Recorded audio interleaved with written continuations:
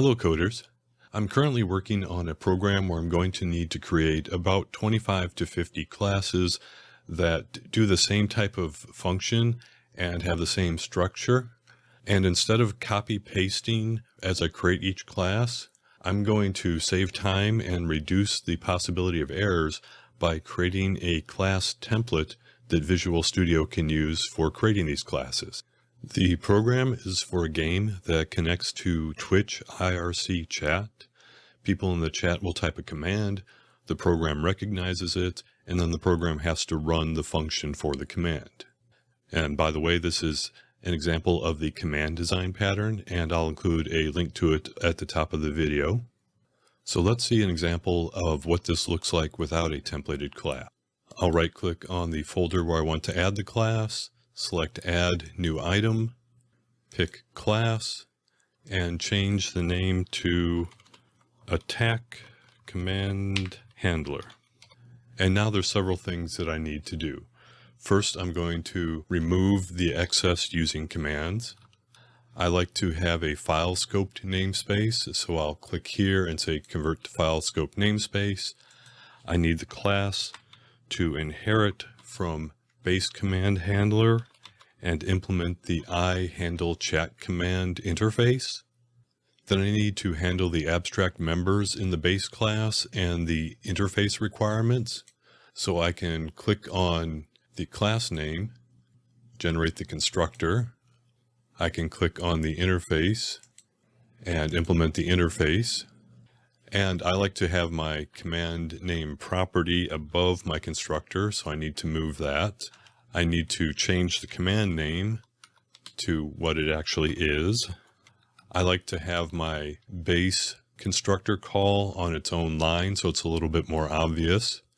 And I want to delete this throw new not implemented exception from the execute function. This isn't a huge amount of work, but if I'm going to do this 25 to 50 times, it's going to eat up some time. Plus, it also introduces the opportunity for me to make some mistakes. So we're going to create a custom class template so Visual Studio can build this class the way we want it instead of that default class structure. In order to build the template, first we need to have a generic class to use as the template.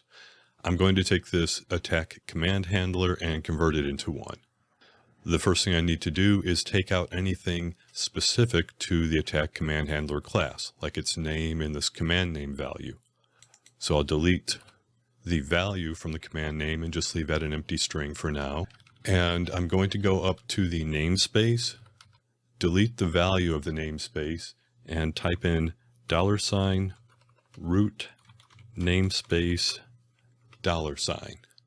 So the template will look at the namespace that we need to use when we create the class and populate the actual value here. And I need to do the same thing for the class name and the constructor. So I'll delete the class name, type in $safe item name $. This will be the name of the item, the class, and the safe makes sure that if there's a space in there, it puts in an underscore, things like that. And I will copy this down to the constructor. So now I have a generic template for this class. Of course, Visual Studio has a lot of errors because it doesn't understand this $safe item name or $root namespace. We won't worry about that for now. Let's save this. Now in the Visual Studio menu, click Project, Export Template. And here you have the option of a project template or an item template. So you can use this if you have a standard project that you create. In this case, we're just going to do an item template. And this is what you'd use if you were creating a template for a class or an interface, an XML file, something like that. And here it says, from which project would we like to create the template? That's where is this templated class that we created. And for us, it's in megacorpclash.models. Click on the next. Select the class or classes you want to export to the template. And in this case, I'm just going to select the attack command handler. Click next. Now you have the option to select references that you need to include with this item. So here I'm using this twitchlib.client.models. If I select one of these references, then this will assume that the project has that reference added to it. If it doesn't, it will cause an error when you try to build the project. So I'm going to scroll down and select twitchlib.client.models, even though I really don't need to for this case because I'm not going to use this particular template outside of this project. This is mostly to show you for the demonstration purposes. And you type in your template name. I'm going to name this MCC, since my game is called Megacorp Clash, period, command handler, since this is a template for the command handler classes. If I wanted to, I could put in a template description, I could add an icon, a preview image. I really don't need one for this, so I'll leave those blank. And down here it shows the output directory.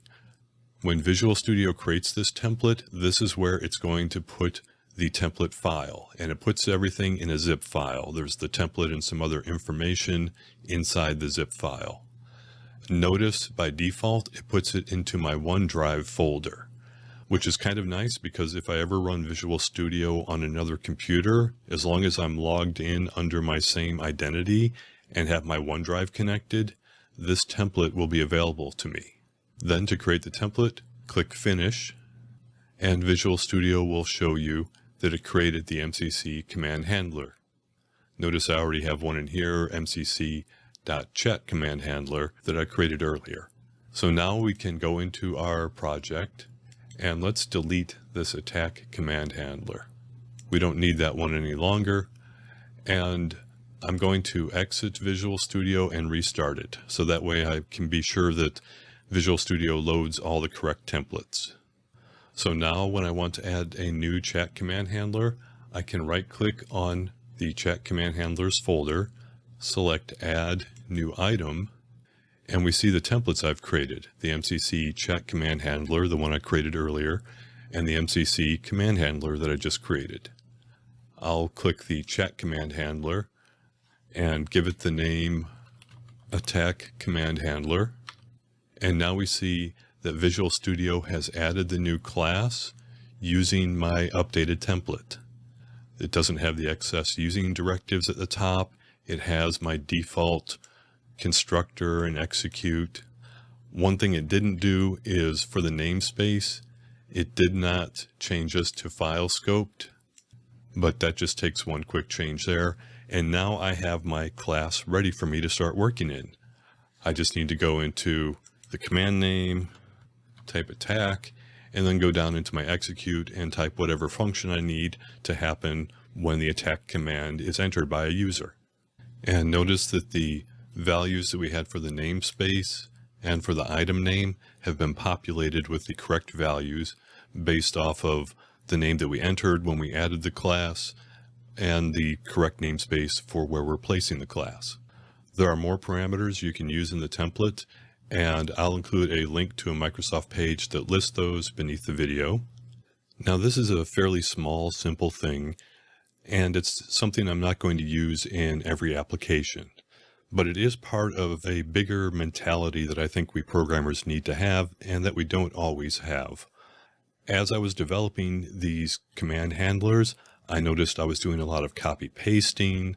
There was a lot of manual work that I had to do, a lot of potential for error, and I could have just gone on doing that and being frustrated a little bit with every new command handler that I created. But what I did, and what I think more of us programmers need to do, is realize I'm frustrated by this in my development, or this is something that potentially causes errors. Is there a way I can automate, simplify, do something to improve my process so that it's easier for me, so that I am less likely to introduce errors? And I think it's really important for us to have that mentality of we're going to constantly look for ways to make our development just 1% better. Just think how much easier it would be if every week we made some little 1% improvement to our development technique. Something that lets us develop faster or better code. After a year of compounding that, that's pretty powerful. One of the sayings that's been going around in my mind lately is programming at the speed of thought. And that's a concept I have where I want to make it so as soon as I think of a new feature to add to a program, how fast can I get it into the application? And every little bit of manual work that I need to do slows me down.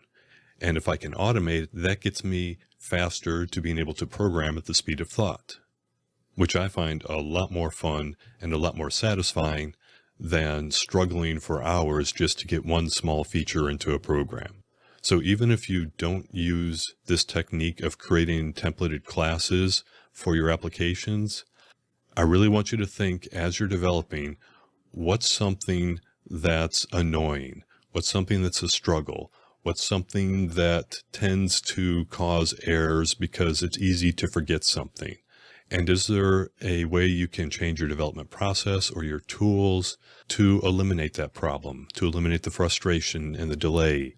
If there's a recurring problem you've noticed during development, or even better, a solution to a recurring problem, please leave a comment below and let's see if we can share some advice to help out other developers.